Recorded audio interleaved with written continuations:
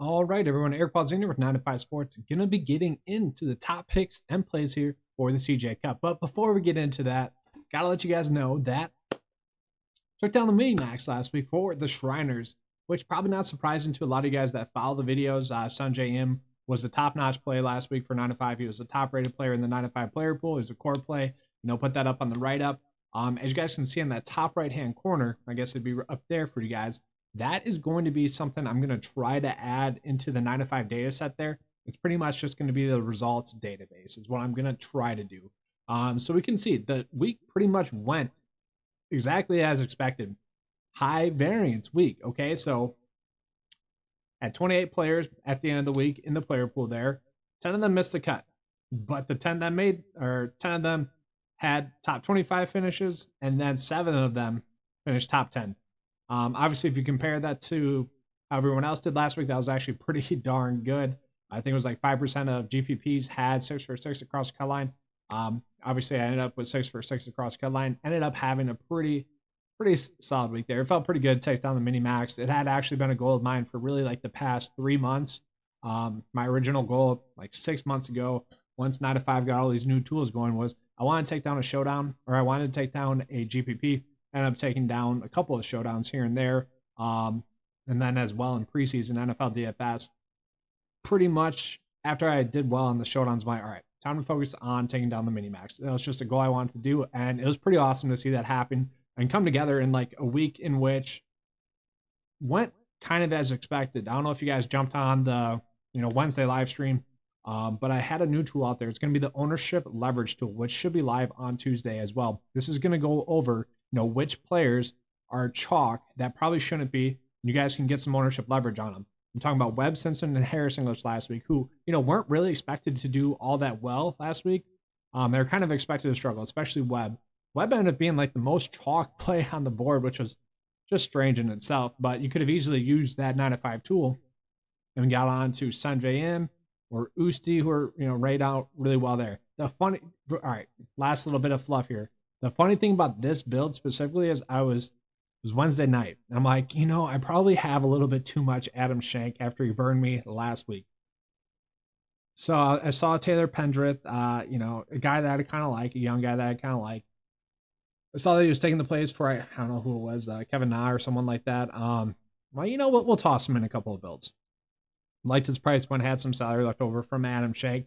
Almost cost me. If that would have cost me, I would have been pretty upset there. But actually had Adam Schenk in a lineup that finished 3rd as well. So, good stuff there. But that's the thing with this early season DFS. It's a higher variance stuff here. So when it's higher variance, you really just want to spread out your ownership to give yourself the best likelihood to get 6 for 6 across the cut line.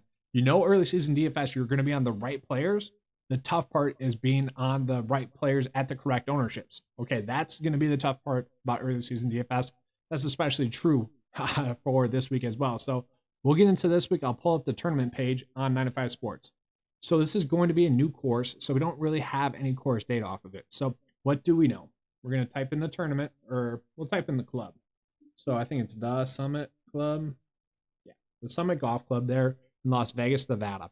So the first thing that kind of stood out to me when looking through this is that it's a Tom Fazio course design. Tom Fazio designs a lot of courses, okay? That's going to be kind of a nice thing for us. We can see fairway length, 44 acres, or square, 44 acres, it's decent. Green speeds we don't have, but green size, decent size there. Rough acreage, not that much rough acreage, and the rough length is going to be thicker as well. So that's something to pay attention to. We got water hazards 4 with 7 in play. So 7 water hazards are going to be in play. Kind of interesting there, but it is a TPC style course, no cut event. That's all good stuff to know. But the tough part about that is we don't exactly know how the tournament's going to play because this is the first time we're seeing it. I think the best thing that we can do is, well, 2 things. You could sort it by Tom Fazio course designs. I'm fine with that. We like that approach. Just see if there's any key stat characteristics that pop out with him. maybe we could see, I don't know, ball striking a little bit there. Birdie or better percentage really sticking out there for Tom Fazio course design. Maybe strokes gain approach a little bit, but nothing too significant there. But no cut event. Obviously, we already want to be looking at birdie or better percentage, so we'll be looking at that. Let's take him off. Let's go to location possibly. Whoops, misclick there. Sorry. Yeah, let's go to location. Maybe Nevada. Apparently, I messed up the spelling on Nevada once. So no key stats for one of them. Oh, that's why. It was the Barracuda. We'll have to get that one corrected there.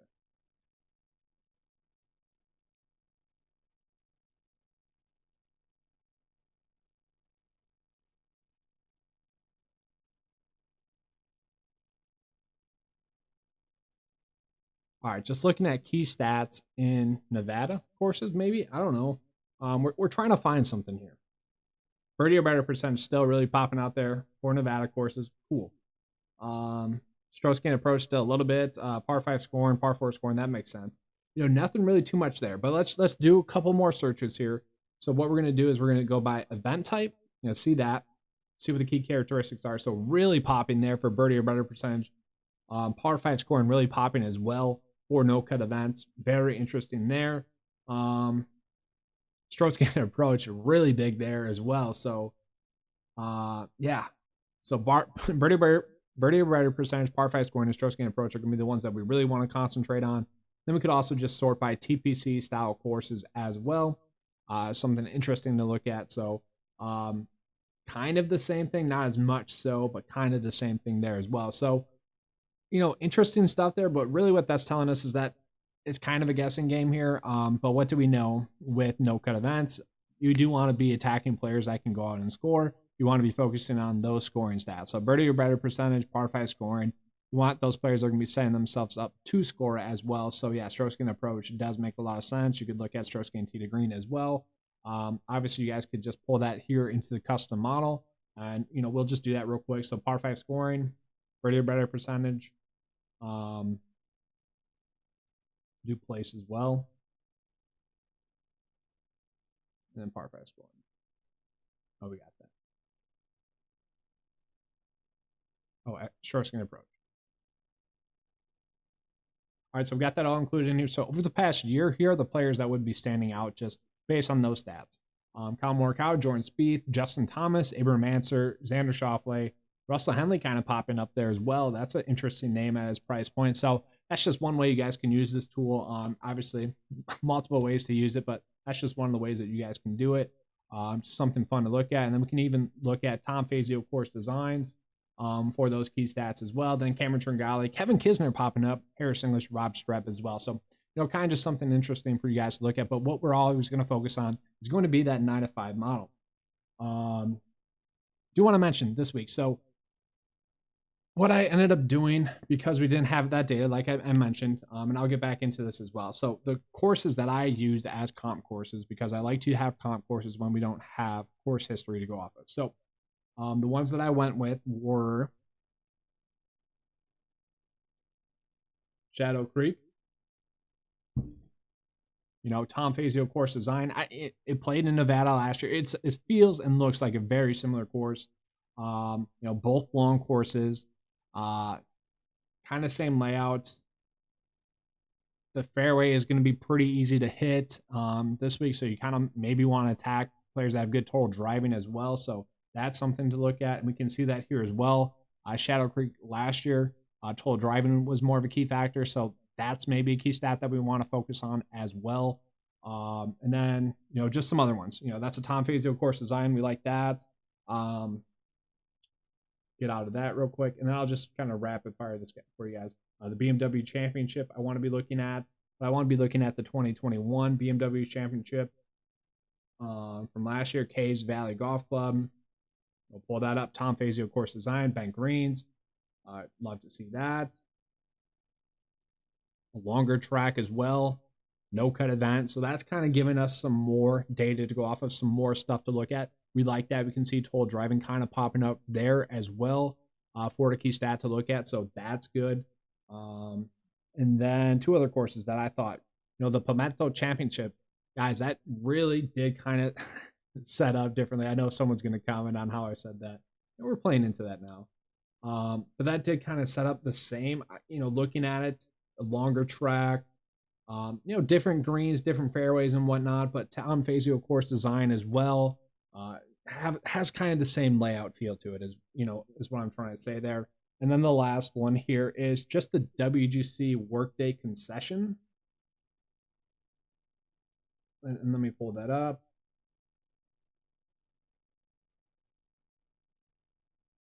Oh, I think I had that down as a WGC event.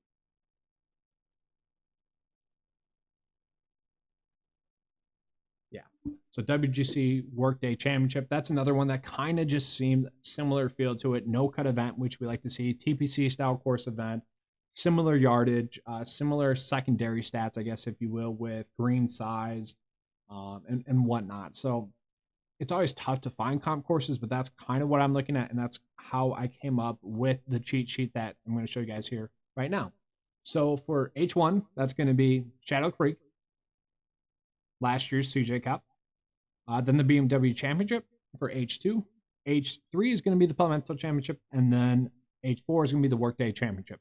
All comp courses for me this week. And then the key stats, ball striking, stroke gain approach, birdie or better percentage, total driving, and par 5 scoring. So those are going to be the key stats that we're looking at for this tournament. And then just kind of a secondary noteworthy thing. We can sort the custom model by a player's location, a player's ties. Apparently, Colin Morikawa is a member here at this course. So, take that for what it's worth. I wouldn't read into it too much. He is popping up here. So maybe that gives you incentive to play him. I'm fine with that, but there's other players in his price point range that I like a little bit more. So we'll get into that right now. So once again, always going to be doing the top 4 players in each price point range. So we're going to go with Rory McIlroy. Actually, Rory's really popping up for me a little bit here. And I'm kind of going to be touching on some players here that are going to be a little bit lower owned, I think. Rory. So let's look at him. Top 5 in the 9-5 mile this week. That's great. Has been better as of recent. We see that top 12 finish at the FedEx St. Jude. That's pretty good. The BMW Championship, one of the comp courses, 4th place finish, and then the Tour Championship, 14th. That's okay. But what I like about Rory is that, we did have some upside last year. You look at his 19 starts last year, 12 of them were top 25 finishes. We look at a tournament in which, the fairways are most likely going to be easier to hit. That's going to help Rory. He should just be able to bomb them down the fairway, total drive his way down the fairway. We look at the secondary stats here. They're all pointing to him having a better round than he has in, other events. I guess the only thing that might suggest, fairway length. He has struggled, I guess, in events in which the fairway was a little bit easier to hit, which is interesting to me. But all the other stats that we're looking at are telling us that, he should do well. After Rory, I do like Victor Hovland, actually. I don't know how many of you guys used him last week, but, I think he's going to be a good play this week. So Victor Hovland, he was very chalk last week, 20% owned, 21% owned. But he ranks top 3 in the 9-5 mile this week. We can see why he struggled last week, guys. Sucked around the green, sucked at putting, sucked around the green. He's never really been that good there, but it's tough to imagine him having that bad of a week again.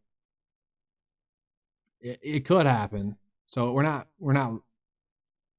loving it, but I do like him as price point. That's a good price point. And then just kind of looking at the secondary stats as well, all kind of saying that, hey, he should do a little bit better this week. So Victor Hovland coming out top 3 in the 9-5 mile this week. I do like him as a pick, especially at that price point. It is appealing to me. And then the last one, I'm a little bit surprised here, but Sam Burns. Sam Burns is kind of popping up to me. It's mostly just due to his recent form and the fact that he's ranking out best in the 9-5 mile this week.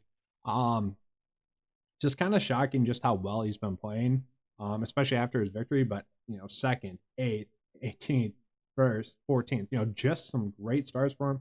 Then we just look at kind of what he's done. In 22 starts, he's had 13 top 25 finishes and 7 top 10 finishes. That's showing us some elite upside at a kind of a cheap price point, kind of just riding the recent form here with Sam Burns. And then we're going to drop down into, some other plays here. Not going to touch on all of them. It is a no-cut event here, but we want to mention Jason Day. Get out of here, buddy. Jason Kokrak. So Jason Kokrak did miss the cut last week, but we can see he ended up, playing well enough to make the cut, I guess, if you will. 62nd in strokes gained total. So that tells us players that made the cut end up playing poorly on the weekend.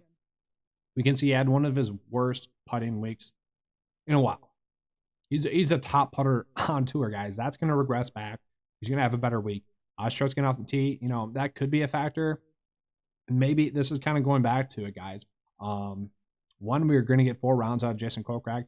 And then the other thing, early season DFS, we don't know where these guys are at mentally after kind of the grind of the playoffs, the grind of the end of the season. So Jason Kokrak, this does seem like a natural, good bounce back spot for him at a good price point. Wouldn't be shocking to see him go out and win. He is technically the defending champ, which, hey, that is good news. He played well at that tournament. So we do like to see that from Jason Kokrak, who played well at the CJ Cup last year. Going a little bit lower, we're going to look at Tyrrell Hatton. Tyrrell Hatton's someone I might need to pull up on the cheat sheet, to be honest with you guys. Recent form has been horrible. Yeah, I'm going to pull him up here on the cheat sheet, just because right now on the cheat sheet, we have the comp course history, whereas in the player profile, that's just set for that week's tournament. But obviously, that week's tournament is, no one cares about the course history really for the CJ Cup. So yeah, Tyrrell Hatton here, we can see he's had a 3rd and a 2nd and a 22nd place finish for the comp courses that we're looking at. I like to see that, guys. That is pretty strong there. That tells me he's comfortable with the courses I think are going to be comp courses. It's kind of a sneaky play at this price point. He's typically a good total driver, good ball striker. Really just needs to put it all together. And what I want to point out to you guys, course designer. He has played well at this, course design before. Does well at this fairway lane. A little bit better on bank greens. Kind of all tells us that he should have a better week this week. It is risky. I told you guys, the players here are a little bit risky. They're probably going to be low owned. So, and that's kind of, I don't want to say that's what you have to do on no-cut events, but it is something that can be a factor for sure. And then just closing it out here,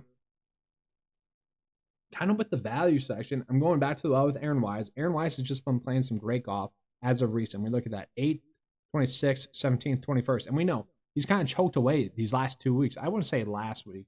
Last week he kind of came back after having one bad round, but he did choke away the Sanderson Farms. Could have easily won there. But he's just been playing better as of recent. Top 20 pick in the 95 model at 7.4. That's a pretty good price point for him. I just like where he's at with his game recently. I don't know how high owned he will be. Probably going to be low owned, but I love the recent form that Aaron Wise has been in. That's going to be the same thing with this next play that I'm going to be on. Harold Varner. How many of you guys saw that coming? Harold Varner has been in some really strong recent form. 11th, 16th, 12th, 11th. So 4 straight top 20 finishes. We'd like to see that. Doesn't rank out well in the 9.5 model. That's no surprise there. He's been kind of poor. But at this price point, all we're really looking for is going to be like a top 20 finish. And I think he might get that from us. Obviously, he's been playing some, good golf as a recent, putting well. Really just overall, his game has been clicking. So Harold Varner at that price point is going to be a good play as well. And then just getting into 2 other plays here. It's a different week here, no cut event, not that many players. Tough to highlight, 4 players at each price point here because then we'd be naming all of them. So Joaquin Niemann here. Joaquin Niemann, I don't know, I just can't quit him. The price keeps going down on him, and he keeps doing kind of what you're rostering him to do, especially as price points, making the cut pretty much is what he's been able to do as price point. But overall here we can see, looking pretty good secondary stats wise. Top 16 pick in the 9-5 model. Overall, just a decent pick. I don't love it, but as price point, that's kind of just a shoulder shrug play, lineup filler play for you. And then kind of the standout play, I think he might be chalk, but it's chalk for the right reasons. Jonathan Vegas, clearly mispriced. He's a guy that could easily break the slate. We just look at his kind of recent form over the past 3 months. 2nd, 15th, miscut, and 38th place finish. The 38th place finish wasn't all too good, I guess, at the BMW Championship, but still not bad. He's one of those plays this week, top 22 in the 9-5 model. He should finish better than where he's priced at. He should probably finish in the top 50%. He's a guy where if his game is clicking, he could end up finishing in the top 10, top 20. It's not going to be shocking there with Jonathan Vegas. But that's all I have for you guys. I know this video kind of ran a little bit late. I apologize for that, but fun stuff here. Been working on a lot of tools here at 9to5 Sports. So, look for that ownership leverage tool, hopefully coming out on Tuesday. And guys, just keep cashing. We did it last week. It is a no-cut event this week, so maybe not go that far this week. But should be a fun week as well. I'm excited to see its course in action. So hopefully you guys enjoyed this. If you did, please give me a like and subscribe. And as always, let's be good.